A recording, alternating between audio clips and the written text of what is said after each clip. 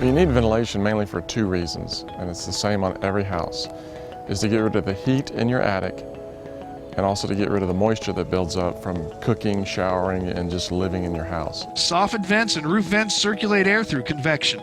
Heat draws in air at the bottom and vents out the top. I prefer ridge vents, but they don't work on every roof.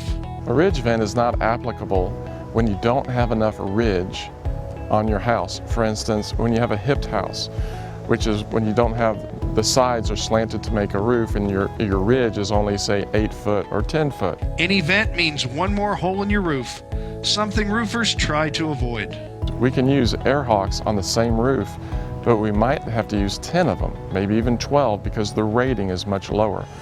With the solar-powered vent, we only have to use one of those. The solar panel on top powers the fan motor, which pulls out warm air. They're simple, quiet, and allow passive venting at night. A solar-powered exhaust vent is a great choice because it still remains open like some of your other products. Even at night when it's not spinning because of the sun's not out, it's still allowing air movement in your attic because the hole is still open. And then during the day as the sun comes up, the fan starts spinning and exhausts even more heat as your attic and everything else heats up. It's working harder obviously during the day when it's the most important time that you need it.